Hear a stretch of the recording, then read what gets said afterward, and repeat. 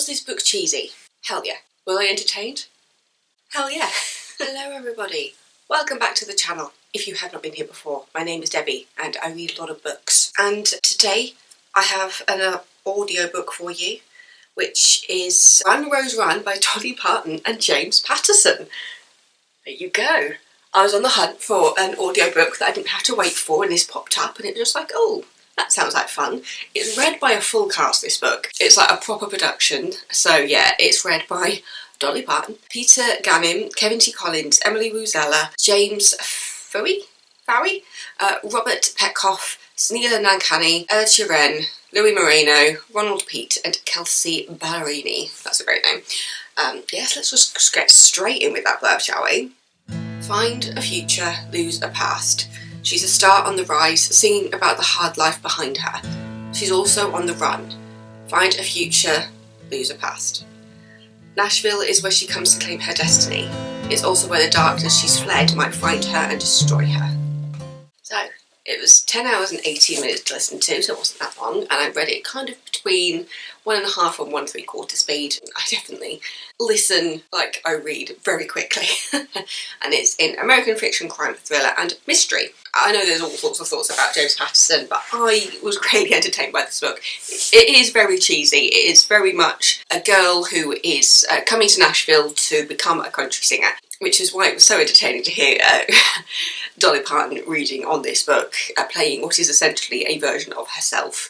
Our main character is Annie Lee. At the beginning, you're very aware that she's escaping something, and throughout the book she gets incredibly lucky and also incredibly unlucky at the same time, because when it comes to her music career, she's incredibly lucky. She turns up to like this open mic night, everybody loves her, she sings the songs that she has written herself, and people are going, oh, okay, yeah, we like this. And when she runs off songs, they're just like, just pay him again. And before she knows it, she has this quite big fan base. She's been asked to sing in front of other people to the point where she gets an actual career out of it. So she's living the dream, but she is also running from a past throughout the entire book that she can't escape, and you don't really know.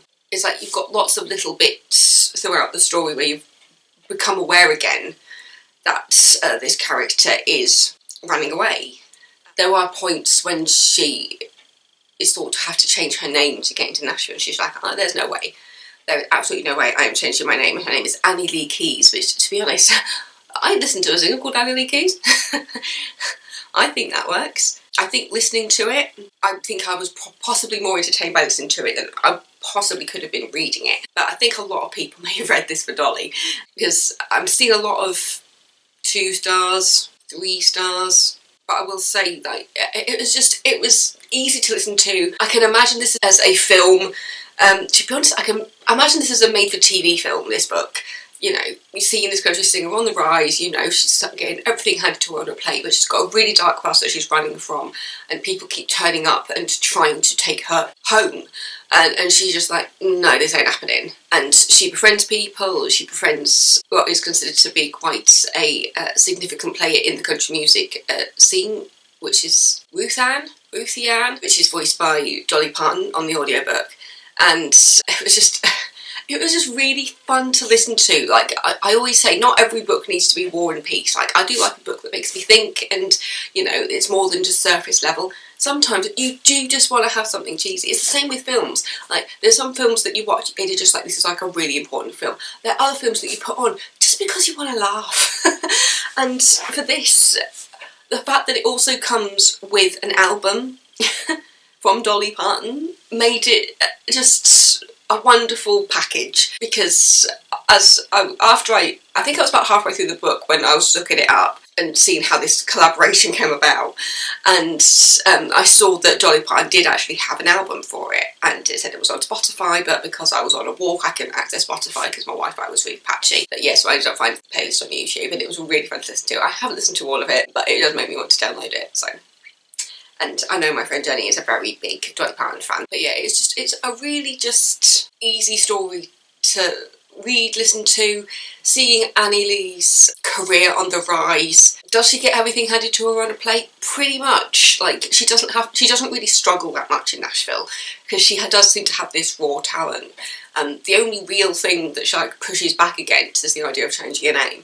Otherwise, everything comes fairly easy to her while she is in Nashville. She gets there, she sings straight away at an open mic thing. She doesn't even have a guitar with her, she borrows a guitar for that first performance. And then the person that she meets also happens to be quite a good friend to Ruthie Ann? I know it's Ruth, the one that's voiced by Dolly Parton, who then takes Annie Lee under her wing. So yeah, in regards to like the singing career Nashville bit, it does feel like Annie Lee is getting it quite easy, but she does also have this darkness that's following her. Yeah, it's cheesy, yes. Was it fun to read? Yes. Was it entertaining? Yes. I think it just has everything for when you do want something that's just not going to be too taxing on the brain. It's a fun read. Yes, it has its dark parts, and I will say, trigger warning for abusive relationships when you really delve into Annie Lee's past. It was a fun one to listen to, and it was entertaining, and I had fun. It's Run Rose Run, collaboration with Dolly Parton and James Patterson. That is your front cover. Yeah, I don't know what else to say about it. It's kind of like thrillery, but it also just has these wonderful moments of Annie Lee rising through Nashville as a talented artist. I was getting slight like Taylor Swift vibes from her. The only thing about the book that I was like, which was changed slightly by the fact that I did find out there was an album afterwards, was the fact that whenever they quote songs from Annie Lee in the book, it's not sung, it's just talked. And it was just like, maybe it's because they knew that Dolly was in the process of writing the songs at that point, so they just thought we'll talk it and then the album's going to be released side by side with it. I don't know, because it would be nice to actually hear the songs as I was reading it. But yeah, I ended up just listening to it after I read it. I have seen some things where people were saying that they played it while they were reading it. I can't listen to music and read at the same time unless there's like no words. I listened to the audiobook and then listening to the album afterwards. That was alright.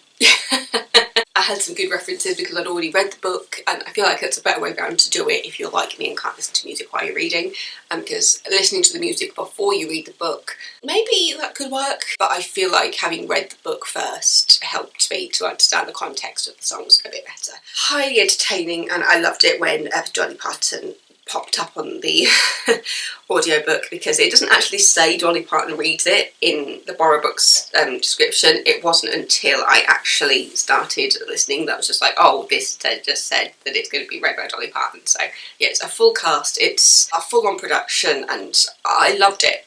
I loved it. It was cheesy, and I just needed cheese at that point. I was just looking for something simple because I'd run out of my audiobooks. I've got stuff on reserve that wasn't available. Just like, what is BorrowBox going to throw at me? And it threw me Dolly Parton and James Patterson. Yeah. Run, Rose, run. It was a good book. I enjoyed it. So, yeah. If you like stories about singers rising through the industry, if you like stuff that's got a bit of a mystery thriller aspect to it as well, the combination was just entertaining. So, thank you so much for watching. Don't forget to subscribe if you're not already. I'm now going to go have some breakfast because I'm heading over to my flat today because we're pulling out the kitchen. And yeah, take it easy. Hope you enjoyed the rest of your day.